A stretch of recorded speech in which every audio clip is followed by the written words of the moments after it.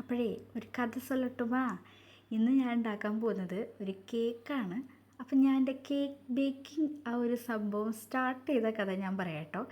അതായത് നമ്മുടെ കൊറോണയൊക്കെ അടിച്ച് വീട്ടിൽ ഫുള്ള് ലോക്ക്ഡൗൺ ആയിട്ട് ഇരിക്കുന്ന സമയമില്ലേ, അപ്പോഴാണ് ഞാൻ കേക്ക് ആദ്യമായിട്ട് ബേക്ക് ചെയ്യുന്നത്. ഞാൻ ഫസ്റ്റ് ടൈം ഉണ്ടാക്കിയ കേക്ക് നമ്മുടെ ഓറിയോ വെച്ചിട്ടുള്ള കേക്കില്ലേ, അത് ഓൾമോസ്റ്റ് എല്ലാവരും ട്രൈ ചെയ്തിട്ടുള്ളൊരു സംഭവമാണ് ആ ടൈമിൽ.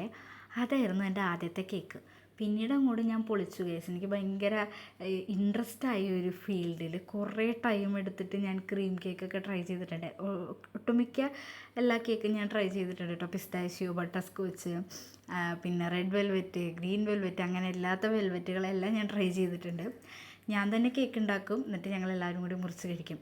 പിന്നെ വീട്ടിൽ ആരുടെ ബർത്ത്ഡേ വന്നാലും എൻ്റെ കേക്ക് തന്നെ ആയിരിക്കും കേട്ടോ. ആരും ഞാൻ പുറത്തുനിന്ന് കേക്ക് മേടിക്കാൻ സമ്മതിക്കില്ല. എല്ലാവരും എൻ്റെ കേക്ക് തന്നെ കഴിച്ചാൽ മതി ബർത്ത്ഡേക്ക്. ഇന്ന് കേക്ക് ഉണ്ടാക്കിയപ്പോൾ പക്ഷേ എനിക്ക് കുറച്ചധികം ടെൻഷൻ ഉണ്ടായിരുന്നു. കാരണം ഞാൻ ഇപ്പോൾ കുറേ നാളായി കേക്ക് ഉണ്ടാക്കിയിട്ട്. മാത്രമല്ല ലാസ്റ്റ് 2 തവണ ഞാനൊരു ടീ കേക്ക് ഉണ്ടാക്കാൻ ട്രൈ ചെയ്തിട്ട് അതായിരുന്നെങ്കിൽ അട്ടർ ഫ്ലോപ്പായി പോയായിരുന്നു.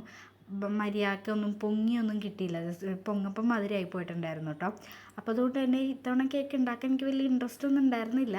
പിന്നെ കേക്ക് കഴിക്കണം എന്നുള്ളത് കൊണ്ട് ഞാൻ ഉണ്ടാക്കാൻ നിന്നതാണ് കേട്ടോ. അതുകൊണ്ട് തന്നെ ഓരോ പ്രോസസ്സും ഞാൻ ഭയങ്കര എന്താ പറയണേ ശ്രദ്ധിച്ചിട്ടാണ് ചെയ്തത്. കാരണം ഇത്തവണയും കൂടി ഫ്ലോപ്പായാൽ പിന്നെ എനിക്കിവിടെ ബേക്ക് ചെയ്യാനുള്ളൊരു അവസരം ഇവർ തരികയില്ല.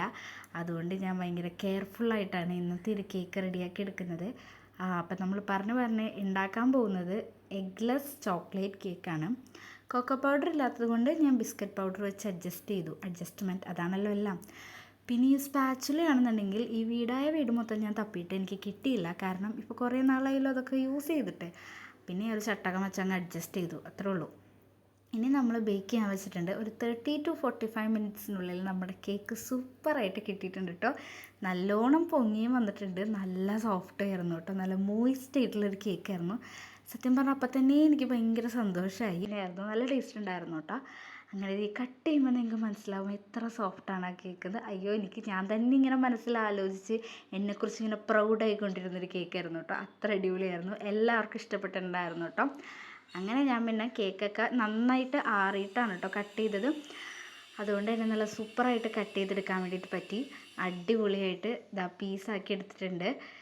നമ്മളൊരു ടീ കേക്കൊക്കെ കഴിക്കുന്ന ഒരു ഫീൽ തന്നെയായിരുന്നു കേട്ടോ. നിങ്ങൾക്ക് ഈ വീഡിയോ കാണുമ്പോൾ തന്നെ മനസ്സിലാവും അതിൻ്റെ ഒരു സോഫ്റ്റ്നെസ്സും കാര്യങ്ങളൊക്കെ. എന്തായാലും ഞാൻ ഭയങ്കര ഹാപ്പിയായി. ഇപ്പോൾ ഇൻഗ്രീഡിയൻസിൻ്റെ ലിസ്റ്റൊക്കെ ഞാൻ ഡിസ്ക്രിപ്ഷൻ ബോക്സിൽ കൊടുത്തേക്കാം. എല്ലാവരും വെക്കേഷനൊക്കെ കഴിയുന്നതിന് മുന്നേ ഒന്ന് ട്രൈ ചെയ്ത് നോക്കൂ കേട്ടോ.